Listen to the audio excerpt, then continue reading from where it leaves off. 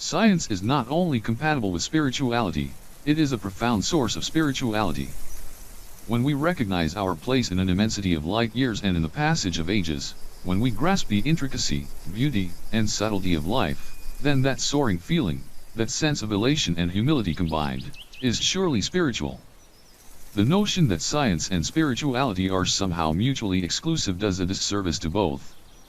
Carl Sagan: if you go to bed at night without learning something new that day, your day is not complete.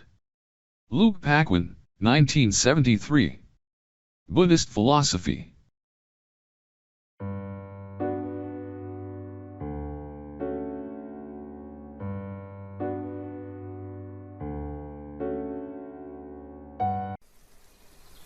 Buddhist Philosophy.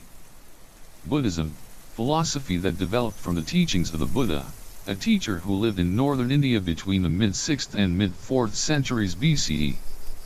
Spreading from India to Central and Southeast Asia, China, Korea, and Japan, Buddhism has played a central role in the spiritual, cultural, and social life of Asia, and, beginning in the 20th century, it spread to the West. This entry concerns the historical individual, traditionally called Gautama, who is identified by modern scholars as the founder of Buddhism. According to Buddhist teachings, there have been other Buddhas in the past, and there will be yet more in the future. The title Buddha, which literally means awakened, is conferred on an individual who discovers the path to nirvana, the cessation of suffering, and propagates that discovery so that others may also achieve nirvana.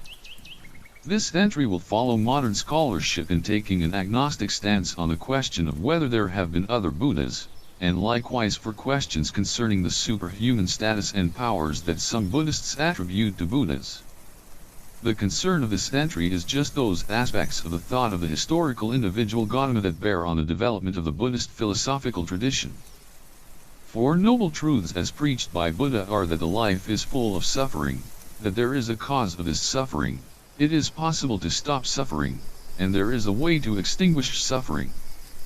Eightfold path as advocated by Buddha as a way to extinguish the sufferings are right views, right resolve and aspiration, right speech, right action and conduct, right livelihood, right effort, right mindfulness and right concentration.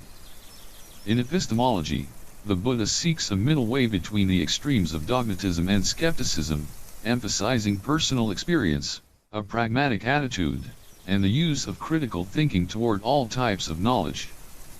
Mid-20th century saw the collaborations between many psychoanalysts and Buddhist scholars as a meeting between two of the most powerful forces operating in the Western mind. Buddhism and Western psychology overlap in theory and in practice. Over the last century, experts have written on many commonalities between Buddhism and various branches of modern Western psychology like phenomenological psychology, psychoanalytical psychotherapy, humanistic psychology, cognitive psychology, and existential psychology. We find something more nearly resembling psychotherapy.